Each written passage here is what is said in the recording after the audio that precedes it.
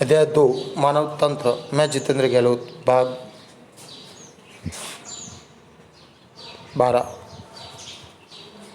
परिधीय तंत्रिका तंत्र अर्थात केंद्रीय तंत्रिका तंत्र के बाद हमारी गर्दन से नीचे की तरफ का जो भाग अर्थात मेरु रज्जु के निचला भाग सब परिधीय तंत्रिका तंत्र के अंतर्गत सम्मिलित होते हैं।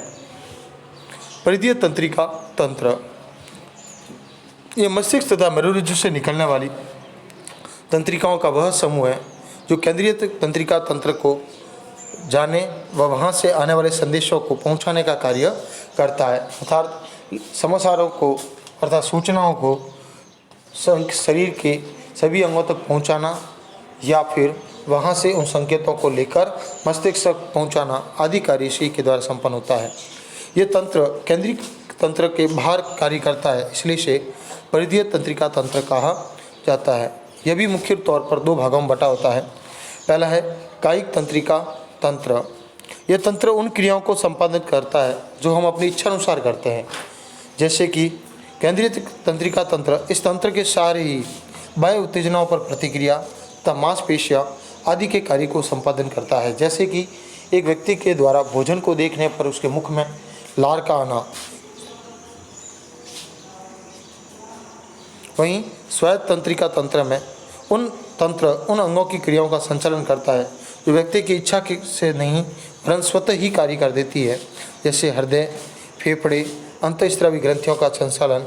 ये तंत्रिका तंत्र के समूह की एक श्रृंखला है जिससे शरीर के विभिन्न आंतरिक अंग तंत्रिका तंतु द्वारा जुड़े होते हैं। अर्थात शरीर के वे अंग जो इन प्रक्रियाओं का नियंत्रण करते हैं ये सभी आपस में जुड़े हुए रहते हैं और इसी जुड़े हुए रहने के कारण हमारे शरीर की आने वाली सूचनाएं और हमारे मस्तिष्क तक पहुंचाने वाली सूचनाओं का आदान प्रदान संभव हो पाता है।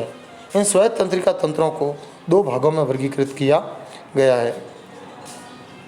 अनुकंपी तंत्रिका तंत्र। यह तंत्र व्यक्ति में सतर्कता या उत्तेजनाओं को नियंत्रित करता है। यह तंत्र व्यक्ति के शरीर को आपातकालीन परिस्थितियों में अतिरिक्त ऊर्जा प्रदान करने का कार्य करता है। आपातकालीन स्थिति में जैसे हृदय गति का तेज होना, श्वास गति का बढ़ना आदि प्रक्रियाएं अनुकंपी तंत्र के द्वारा ही संपादित होती है। जैसे कि हम माने कि आप कहीं से होते हुए गुजर रहे हैं और वहाँ पर यदि कोई कुत्ता आपकी तरफ दौड़ते हुए आता है तो जब हमें आभास होता है कि वो हमारे पीछे की ओर है, तो हम दौड़ते हुए उस सामान्य गति से भी तेज़ दौड़ते हैं। जो हमारी सामान्य गति होती है दौड़ने की, उससे भी हमारी स्पीड और तेज़ हो जाती है, क्योंकि हमें उस समय एक खतरे का आभास होता है और हमारी श्वास प्रक्रिया उस समय बहुत तेज़ी से चलती है, क्योंकि हमारे शरीर में कुछ अंगों को अतिरिक्त ऊर्जा की आवश्यकता होती है और ऊर्जा के लिए हमारे शरीर को ऑक्सीजन की आवश्यकता होती है और इसीलिए हमारे शरीर की श्वसन गति भी तेज़ हो जाती है। वहीं परानुकंपी तंत्रिका तंत्र, ये तंत्र शारीरिक ऊर्जा का संचयन का कार्य करते हैं। अतः जब व्यक्ति कोई कार्य नहीं कर रहा होता है उस स्थिति में उस बनने वाली अतिरिक्त ऊर्जा को संचय कर एकत्रित किया जाता है। विश्राम अवस्था में तंत्र क्रियाशील होकर ऊर्जा का संचय प्रारंभ कर देते हैं, जैसे अत्यधिक प्रकाश में आँखों की पुतलियों का सिकुड़ जाना। वहीं लार व पाचक रसों में वृद्धि करना आदि कार्य परानुकंपी तंत्रिका तंत्र द्वारा होते हैं। तंत्रिका कोशिकाएं। तंत्रिका कोशिका जिस प्रकार मानव शरीर की कोशिकाओं को संरचनात्मक व क्रियात्मक इकाई कहा जाता है, उसी प्रकार तंत्रिका तंत्र का निर्माण जिन कोशिकाओं से होता है उन्हें तंत्रिका कोशिकाएं कहा जाता है। यह तंत्रिका कोशिका तंत्रिका तंत्र की संरचनात्मक व क्रियात्मक इकाई है, क्योंकि जिसके द्वारा ये तंत्र शरीर में एक स्थान से दूसरे स्थान तक संकेतों का आदान प्रदान करता है, अर्थात भेजना और वहाँ से संकेतों को प्राप्त करना आदि कार्यों को संपन्न करता है। ये कोशिकाएं शरीर के लगभग हर उत्तक अंग आदि को मस्तिष्क अर्थात केंद्रीय तंत्रिका तंत्र से जोड़कर रखती है। वहीं ये तंत्रिका कोशिकाएं शरीर के बाहर अथवा भीतर से उद्दीपनों को ग्रहण करती है, अर्थात जैसे शरीर में जैसे पेट दर्द का होना या फिर हाथ पैर का दर्द रहना आदि मस्तिष्क जो कोई संकेत भेजना और ये संकेत शरीर के अंतर्गत ही उत्पन्न हुए। वहीं बाहर की ओर से जैसे यदि कोई कांटा चुभना, जलन उत्पन्न होना आदि बाहरी संकेत, इन सभी संकेतों को ग्रहण करता है और इन संकेतों को उद्दीपन कहा जाता है। तो इन उद्दीपनों को ग्रहण करना और इन आवेगों के माध्यम से उद्दीपन एक तंत्र से दूसरी तंत्रिका में कोशिका में अभिगमन करते हैं और इस कड़ी के रूप में पहुँचते ये केंद्रिका तंत्रिका तंत्र तक पहुँच जाते हैं। केंद्रिक तंत्र से प्राप्त प्रतिक्रियात्मक संदेशों को वापस पहुंचाने का कार्य भी इन्हीं तंत्रिका कोशिकाओं द्वारा संपन्न किया जाता है। प्रत्येक तंत्रिका कोशिका 3 भागों से मिलकर बनी होती है। सर्वप्रथम कोशिका काय। सबसे पहला कोशिका काय भाग होता है। कोशिका काय भाग जिस प्रकार यदि अपन कहें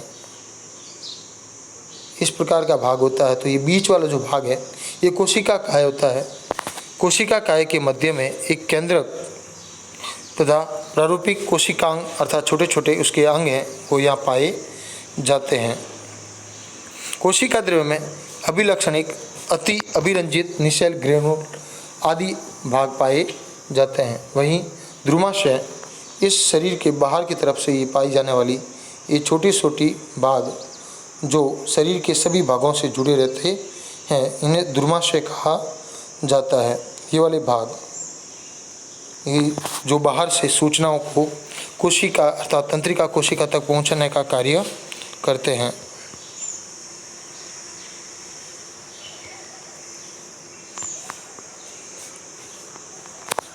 तंत्रिकाक्ष ये लंबा बेलनाकार प्रवर्ध है जो कोशिका काय के एक हिस्से से शुरू होकर धागेनुमा शाखाएं बनाता है। तंत्रिकाक्ष की प्रत्येक शाखा एक स्थूल संरचना का निर्माण करती है जिसे अवनथनी घुंडी या सिनेटिव नॉब कहा जाता है।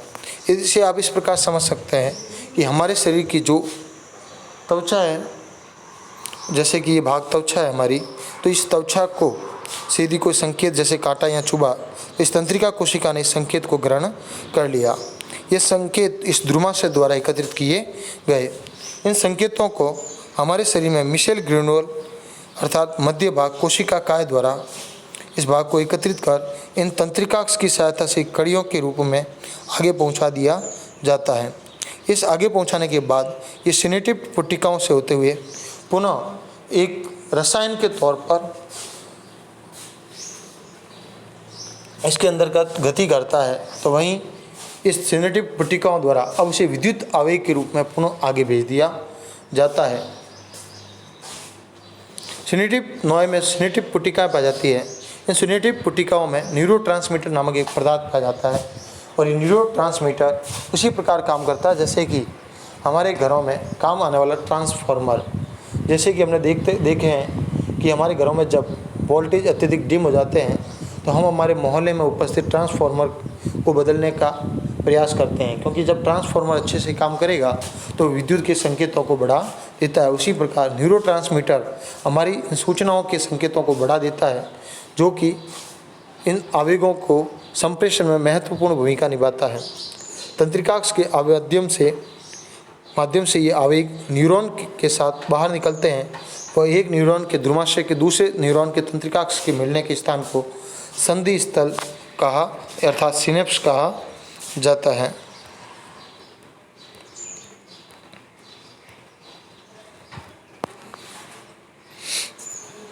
तंत्रिका तंत्र की कार्य विधि। कई तंत्रिकाएं मिलकर एक कड़ीनुमा संरचना बनाती है जो शरीर के विभिन्न भागों को मस्तिष्क तथा मरुरज्जु के साथ जोड़ती है।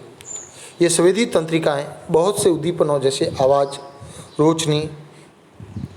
रोशनी, स्पर्श आदि प्रतिक्रियाओं को ग्रहण करती है व उसे केंद्रीय तंत्रिका तंत्र अर्थात मस्तिष्क तक पहुंचाने का कार्य संपन्न करती है। ये कार्य विद्युत व रासायनिक आवेग के रूप में संचित होता है जिसमें तंत्रिका आवेग भी कहा जाता है। ये तंत्रिका आवेग की उद्दीपनों को स्वेदी अंग अर्थात हमारी ज्ञानेंद्रियां जैसे त्वचा, जीभ, नाक, आँख व कान से केंद्रीय तंत्रिका तंत्र तक प्रचारित करते हैं। वहीं तंत्रिका आवेग द्रुमाशय से तंत्रिकाक्ष तक